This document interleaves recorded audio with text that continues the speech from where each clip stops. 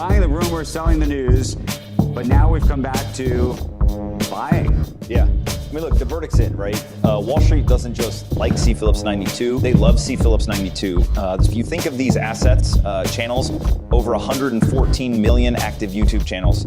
We don't often get to 1 million likes with an OC video. However, in the first 17 years, C. Phillips 92 did using some CPM or curative pop culture management. This is more or less the message of every vid on McLuhan videos.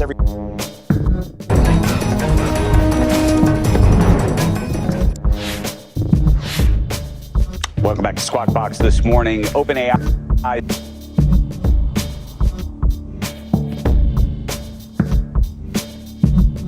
CEO Sam Altman has been meeting with investors and government officials in the United Arab Emirates this week. A Bloomberg report saying he's now working to build a coalition to support boosting the supply of chips, energy, and data center capacity needed to develop AI technology. The report saying Altman is holding meetings in Washington later this week, in part over concerns that the supply of chips and other key infrastructure won't be able to keep pace with the rapid deployment of AI. One of the big issues that he's been raising is the issue of just how much energy it's going to take to make all of this happen. And of course, I'm sure we'll talk about this very topic with Andy Jassy right here in Seattle just a little bit later on Squawk Box. Becky. You know, Andrew, that was a big issue we spoke with Dan Yergin about earlier this week. He was just saying at the CERA conference that they hold down in Texas. That was a huge, huge issue where I think Microsoft was saying that it's opening a new data center every 3 or 4 days. And the demand that they've seen overall just for electricity, there's no way that we are on pace to keep track with that. The needs for the electricity everywhere, in large part because of those cloud data centers and because of AI. This is going to be something to watch because it's not easy to get that electricity to the right place. Permitting issues have always been a problem. The build out itself, and it's expensive to try and do this. There've been talk about for a long time keeping up with the grid just with the demand from EVs, electric vehicles. But AI puts this in a whole new chart, and you have to wonder if that's going to be a limiting factor at some point with how much we can deliver on AI and how quickly we move to try and fix those constraints. Sticking with the AI theme right now, Microsoft is going to be revealing new AI tools for use on PCs and in the cloud at its annual Build conference that's coming in May. That's according to a session list that was posted yesterday. Among the new features, we've got an advanced pace that's going to be drawing on AI models that run directly on PCs without having to send and receive data back through the cloud.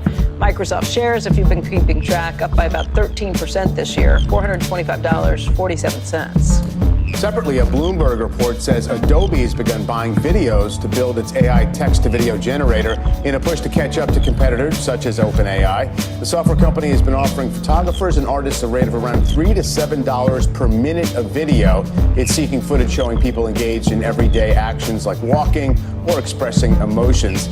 It's also requesting video of simple anatomy shots of hands, feet, and eyes, and video of people interacting with objects, such as smartphones and fitness equipment. The company does warn its creator network against sharing copyrighted material, nudity, or other offensive content. This has been one of the really fantastic things with Adobe. They are trying to build this without any of the copyright infringement, and that is a different model from what you're seeing from everybody else, where they just seem to be sucking up all the data and saying, you know, move fast, break things. We'll figure it out later and figure out who to pay what at what point. I mean, Andrew, we've talked about this for a while too, with figure it out later and figure out who to pay what at what point. I mean, Andrew, we've talked about this for a while too with Adobe.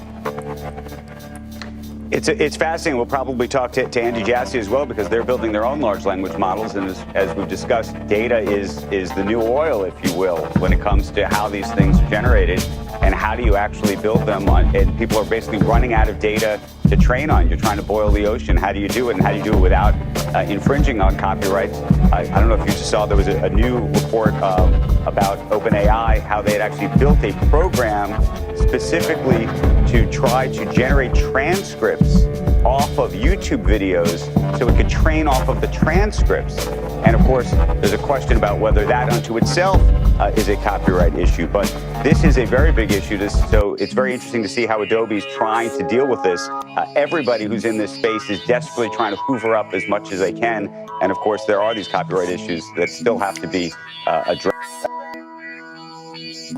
We'll see how they get addressed ultimately. And I think it's an argument against, the companies that are vacuuming up all the data and saying we'll sort it out later. It's an argument against saying it's the only way we can do it. Well, Adobe's proving there's another way to do it. How successful that is remains to be seen, but there is another way to do it, and they're the example. In the meantime, the Justice Department has opened an in-depth antitrust investigation into Nippon Steel's $14 billion takeover of U.S. Steel. That's according to a Politico report that comes just as Japan's prime minister is visiting Washington. So the timing couldn't be more awkward, couldn't be more cringe.